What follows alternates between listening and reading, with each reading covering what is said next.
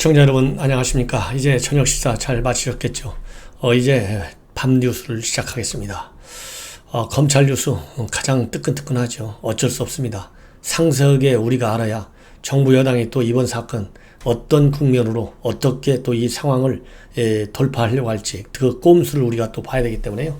오늘 일어난 이 폭행 사건 우리가 정확하게 모든 내용을 알고 정부 여당의 꼼수에 우리 국민들이 넘어가지 않도록 이 사건의 근본 발단을요, 이 정진웅 부장검사와 한동훈 두 사람 사이에서만 찾으면 안 돼요. 그 이 백그라운드를 알아야 되겠다. 그 백그라운드를 아는 그 가장 원천은 바로 추미애로부터 모든 문제의 근원이 시작했다. 추미애가 개입하지 않아야 할 상황이잖아요. 윤석열 총장을 통해서 윤석열 총장이 수사를 지휘하도록 했으면 되는데 추미애 장관이 직접 지휘하다가 이 사단이 벌어졌다. 그것이 저의 판단입니다. 그렇기 때문에 이번 사건 그야말로 상당히 충격적으로 법무부 장관 가장 심한 충격을 받았을 거예요. 얼마나 큰 충격을 받았으면 내일 예정된 그야말로 추미애 장관이 그토록 기다렸던 인사위원회가 무기 연기했지 않습니까? 오직해야 날짜도 안 잡고 연기했겠어요. 이 충격이 그야말로 본인의 아주 심심한 반성 그리고 국민에 대한 사과로 이어져야 되겠고, 더 이상은 윤석열 총장을 옥죄는 그런 언행은 하지 않는 그런 대국민 약속이라도 나와야만이 이 사안의 발단, 그 원천적인 씨앗을 뿌린 사람은 추미애다. 이런 비판을 면할 것 같습니다. 이런 상황에서 이 한동훈 검사장이 전격적으로 오늘 저녁 때 서울 고검에 고소를 했어요. 이 독직 폭행 혐의로 고소를 했고 또 감찰도 신청을 했습니다. 그런데 서울 고검에서는요, 일단 현 단계에서는 수사에 착수하기보다는 감찰로 이번 사건을 다루게 나가겠다. 이런 입장을 밝혔어요. 자, 그러면 서울 고검 지금 현재 왜 이 수사를 바로 착수해야 되는데 감찰로 했을까요? 이거 서울 고검장 혼자 정했겠습니까? 그러면 윤석열 총장이 자기네 직속 상관이고 수사 지휘권을 가지고 있는 사람인데 윤석열 총장의 지시를 따랐을까요? 아니면 추미애 장관의 지시를 따랐을까요? 아니면 이성윤 지검장과 서울공검장의 상호 협조에 의해서 했을까요? 아마 시청자 여러분들께서도 충분히 과연 누구의 의견이 가장 크게 작동이 돼서 바로 수사에 착수하지 않고 감찰을 먼저 시작했는지 그 의도를 충분히 알 수 있을 것이다. 이런 판단이 듭니다. 사실 이번 사건은요, 두 번째 잘못은 당연히 지휘관인 이성윤이죠. 저는 공직생활 하면서 느낀 게 잘한 것은 그 잘한 장본인한테 표창을 주고 상장을 주고 훈장을 줘야 되지만 잘못된 것은 실질적으로 실무자가 잘못됐다 하더라도 지휘권자가 책임이 있다고 봐요. 그렇기 때문에 두 번째 책임은 바로 이성윤 검사장한테 있다. 이론은 추미애. 왜? 지금 추미애가 사실은 법무총장이라는 말이 오늘 언론에 나왔어요. 법무총장이잖아요. 법무총장. 조수진 의원이 법무총장이라는 말을 썼더군요. 예. 법무총장이 있고, 두 번째는 서울중앙지검장이에요.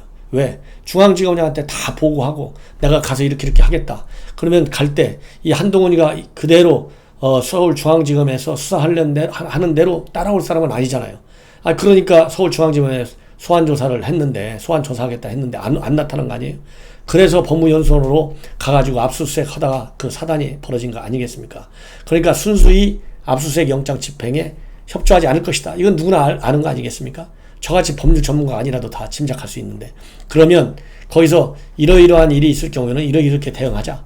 다 서로가 긴밀하게 현장 대응 조치를 다 상의하고 갔지 않았겠느냐 하는 디테일한 부분까지도 우리가 한번 상념적으로 추상적으로 그려볼 필요가 있다.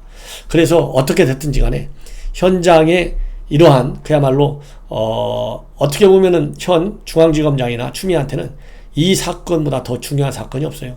우리 국민들한테는 청와대 비리 의혹, 특히 울산시장 선거, 아니 13명 기소해놓고 그 이후로 도대체 이 수사가 지금 어디로 흘러가고 있냐고요. 알 수가 없잖아요. 알 수가. 그런 것처럼 더 중요한 사건이 있음에도 불구하고 지금 현재 정부 여권, 특히 여당, 특히 추미애한테는 이 사건만큼 더 큰 게 없어요. 왜냐하면 자기 생명 걸고 자기 직을 걸고 수사 지휘권을 행사해가지고 기어이 채널A 기자 구속시켰죠.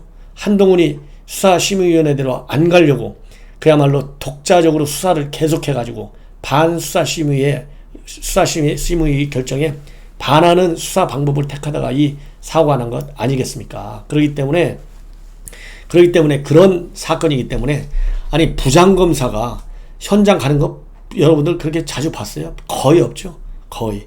예. 더군다나 압수수색에 대통령 정도 될 때 부장검사들이 조사한다. 제가 그런 기사는 본 것 같아요. 예. 그런데 예를 들어서 조국 현직 장관했잖아요. 조국이 현직 장관일 때 누가 갔습니까? 부부장검사가 압수수색을 갔어요. 그래서 조국 장관이 부부장검사한테 우리 부인이 지금 몸이 안 좋으니까 살살 좀 하라. 그래갖고 얼마나 난리가 났어요. 기억나시죠? 그런데 그 조국 장관 자택에 압수수색을 하러 갈 적에도 부부장검사가 집행을 했어요. 그런데 일개 검사장 압수수색 하는데 그것도 이 공적 사무실이에요. 사적인 자기 자택이 아니고 그 법무연수원 그거 어디 거예요? 법무연수원이 국가기관 거잖아요. 거기 가서 무슨 조폭들한테 무슨 불상사가 일어날 일도 없잖아요. 거기에 부장검사가 직접 한 거예요. 그러니 이 이성윤 추미애가 이번 사건 한동훈이 기어이 구속시키려고 하는 그 의지, 노력, 목표 이게 눈에 보인다. 이게 바로 얼마나 무리하게 이렇게 수사를 지금 강행하고 있느냐. 아니 수사심의위원회가 한동훈에 대해서는 더 이상 하지 말아라 수사. 이러면은 적당히 명분을 만들어 가지고 아니면 적절 수준에서 수사를 해서 그 방향대로 가는 거 아니겠습니까? 봐요. 대검 형사부에서도 이거 공무 혐의가 없다. 중앙지검 수사팀에서도 9명 중에 6명이 반대했다는 거 아니에요? 그 정도로 다들 반대하는 거를 기어이 엮으려고 하다 보니까 부장검사가 가서 일으킨 게 겨우 이런 사고를 일으킨 거예요. 그래서 한동훈 검사가 수사를 했는데 고소를 했는데 그러면 고소 사건이 감찰 사건보다 더 중요하잖아요. 감찰한다고 해서 강제권이 있어요. 아무리 검찰 내부에서 이 검사를 감찰을 한다 하더라도 강제 수사만큼은 강제성이 작잖아요. 강제 수사 완벽한.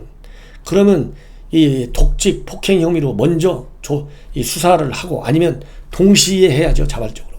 이것도 꼼수가 아니겠느냐. 의혹이 생긴다. 이런 말씀을 드리고 싶고 그러다 보니까 이제 지금 가해자라고 이 한동훈 측에 의해서 지목된 바로 이 정진웅 부장검사 사진을 지금 이제 공개했어요. 서울중앙지검 측에서 종합병원의 응급실에서 치료받고 있는 사진을 공개했습니다. 그러니까 본인도 굉장히 억울하다 이거죠. 그러면서 입장문을 다시 이제 또 이 발표를 했습니다. 이 사진을 공개하면서.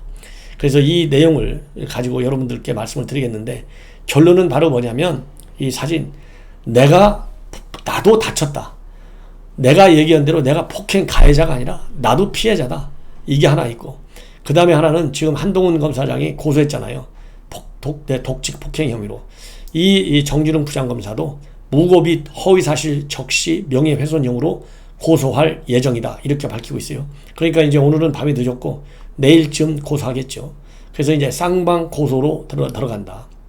그래서 저 얘기는 근데 이제 정진웅 이 부장검사는 감찰은 신청하지 않았어요. 감찰은. 자 그러면 똑같은 입장이잖아요. 똑같은 검사잖아요. 똑같이 고위 간부 계급상은 차이가 있지만 자 그러면 한 사람은 감찰을까지 신청을 했고 한 사람은 감찰 신청은 안 했어요. 이것도 다 혼자 뭐 검사니까 법률적 판단 충분히 하겠지만 이성윤 검사장과 상의를 했는지 안 했는지 여기도 우리가 한번 합리적으로 판단해 볼 필요가 있다. 그래서 무고하고 허위사실에 의해 적시에 의한 명예훼손 요 두 개만 하고 감찰을 안 한 것은 어디에 이유가 있는 건지. 그러니까 지금 검찰 내부에서는 정진웅 부장검사가 이 형사사건 이런 거 잘 처리를 못해갖고 이런 사단을 일으켰다. 이렇게 정진웅을 비판하는 여론이 조금 우세하다. 이렇게 지금 알려지고 있거든요. 이러다 보니까 감찰까지 하면 내가 손해지. 아니면 우리 중앙지검이 손해보는 거야. 왜냐하면 한동훈 검사장은 사실 대검 입장편에 서 있는 거 아니겠습니까? 이러한 디테일한 부분에서까지 다 감안해서 이런 이 고소 범위도 정하고 그리고 감찰 신청을 할 거냐 말 거냐까지 정한 것이 아니냐 이런 생각이 저는 듭니다. 그래서 이 정부장검사가 물리적 충돌이 벌어지기까지 과정을 상세하게 입장문을 통해서 밝혔는데요. 이 한동훈 검사장하고 많이 상충됩니다. 예, 많이 상충돼요. 그래서 이제 제가 조금 설명을 드리면, 입장문에 따르면 지금 정진웅의 입장문입니다. 변호인에게 연락을 하겠다고 했던 한 검사장이 휴대폰에 비밀번호를 입력하는 모습을 정 부장이 봤어요.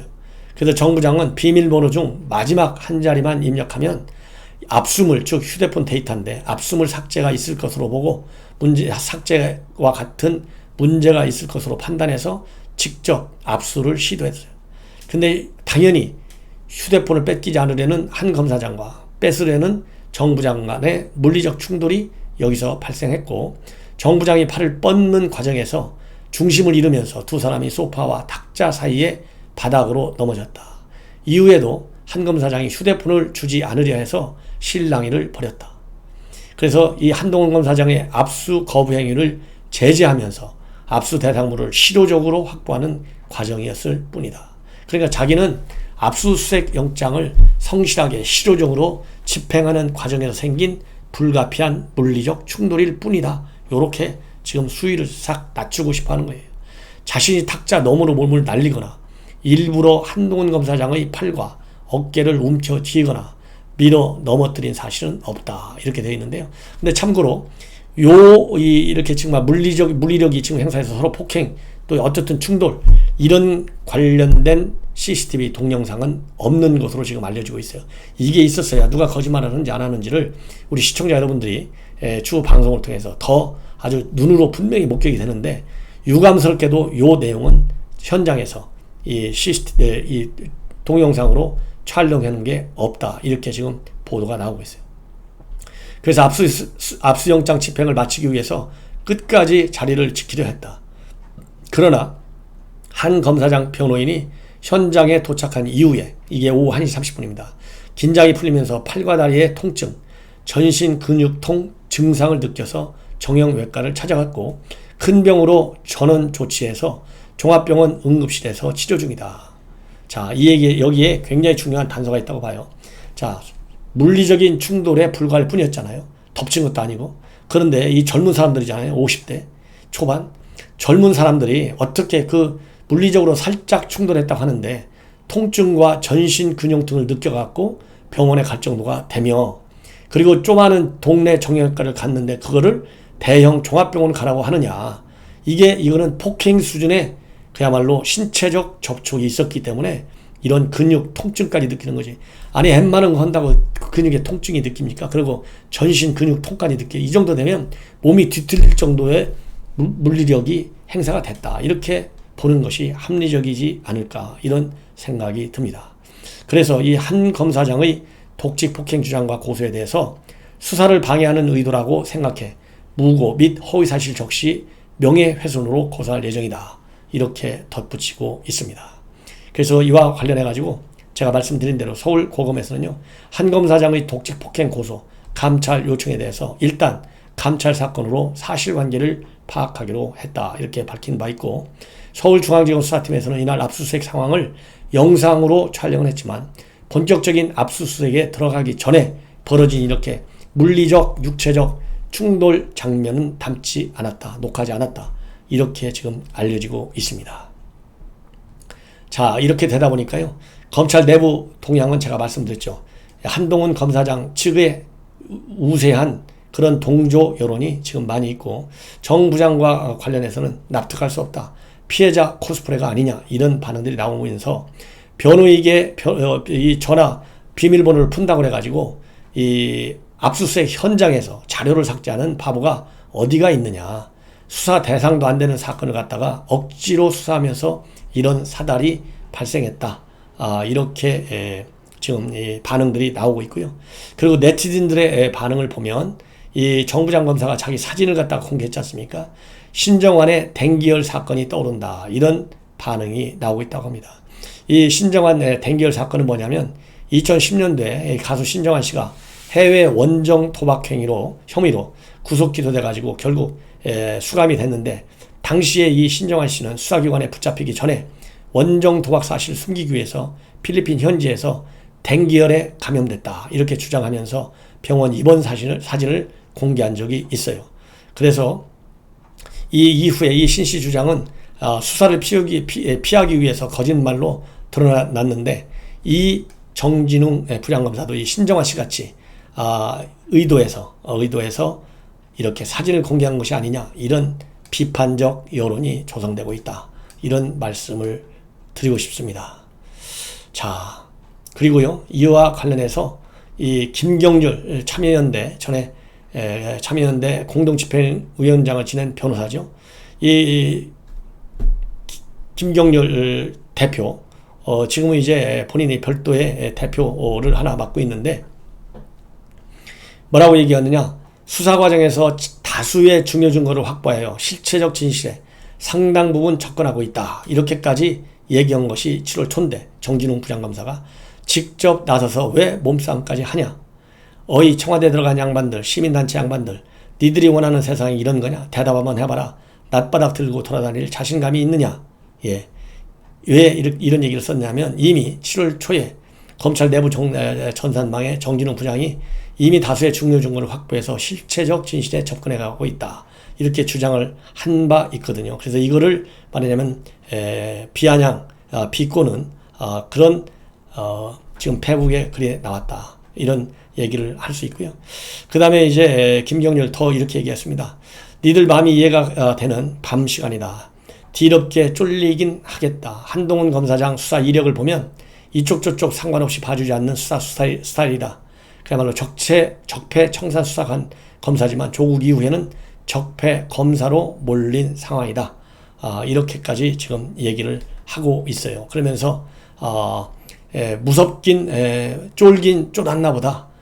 현 여권이 이 한동훈에 대해서 이런 수사 이력을 가지고 쫄긴 쫄았나 보다, 이렇게 얘기를 하고 있고요.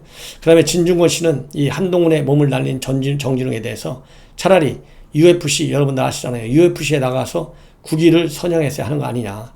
종합격투기대회에 나가가지고 몸을 날렸다 하니까 이렇게 지금 신랄하게 비판을 하고 있습니다. 그러면서 진 교수는 한동훈의 실수는 이렇게 하고 있어요. 노무현의 실수는 문재인을 친구로 둔 것이고, 윤석열의 실수는 문재인의 말을 믿은 것이고, 한동훈의 실수는 문재인의 말을 믿은 윤석열 총장의 명령에 따른 것이다. 그러면서 정진웅의 실수는 검사가 된 것이다. 그 나이에 소파 넘어서 플라잉 어택이 가능한 분이라면 UFC로 나가서 국위를 선양했어야 될 것 아니냐, 이렇게 비판을 하고 있습니다. 그러면서 이제 현 정권, 깡패 정권이라고 이런 말을 쓰면서 막장을 달리고 있다, 이렇게 지금 강력히 비판하고 있어요.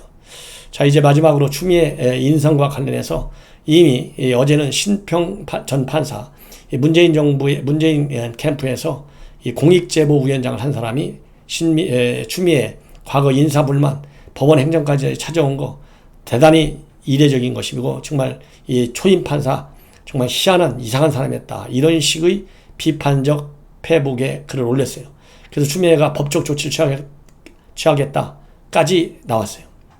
펑펑 울었다는 이런 말에 대해서 인사발령 불만을 가지고, 딱 그러니까 신평 변호사가 29일날 새벽에 페이스북에 이거 추 장관의 마음에 불가피하게 일으킬 상처를 좀 더 깊이 헤아리지 못한 점은 잘못됐다, 이렇게 일단은 사과를 했지만은 본인이 페북에 올려서 펑펑 울면서 인사 항의했다, 이것은 자기 머릿속에 깊이 각인되어 있고 이거는 사실이다, 이렇게 다시 한번 확인을 해주고 있습니다. 그러면서 35년 전에 법원행정처 인사 담당 판사한테 직접 듣고 또 다른 판사들 사이에서도 돌아다니는 소문으로도 들었다, 이렇게까지 나오고 있는데요.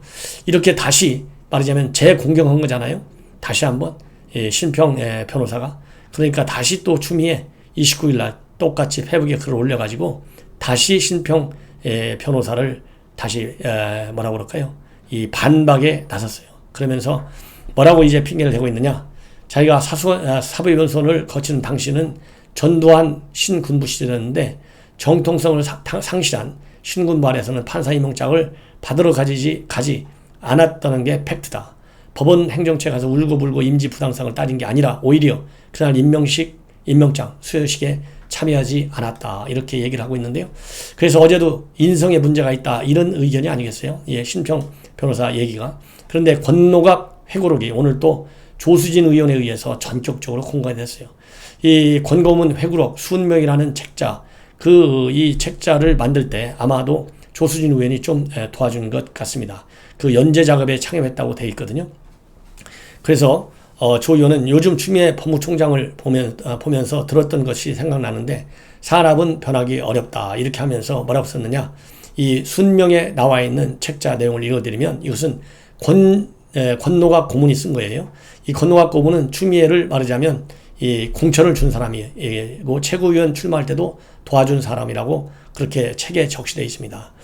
추미애 의원은 1996년 새정치국민회의가 창당될 때 전국 정당화를 위해 입당시킨 판사 출신의 대구 여성이었다.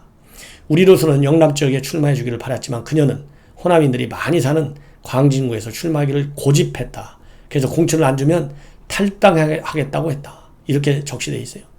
또 이 회고록에서 권 고문은 추 장관이 당 최고위원에 출마할 때 주 의원은 평창동 내 집으로 찾아와서 지원을 부탁했다. 나는 여권 신장과 동서지역 안전하는 차원에서 적극 도왔다. 그런데 나를 공격하는 것을 보고 내 부덕의 조치라고 생각했다. 자, 이 정도가 되시면 여러분들 추미애라는 사람이 과연 어떤 인성을 가지고 있는 사람인지 판단하고도 남는다. 저는 그렇게 결론을 내리고 싶습니다. 시청자 여러분, 제 방송 많이 구독을 부탁드리겠습니다. 대단히 고맙습니다.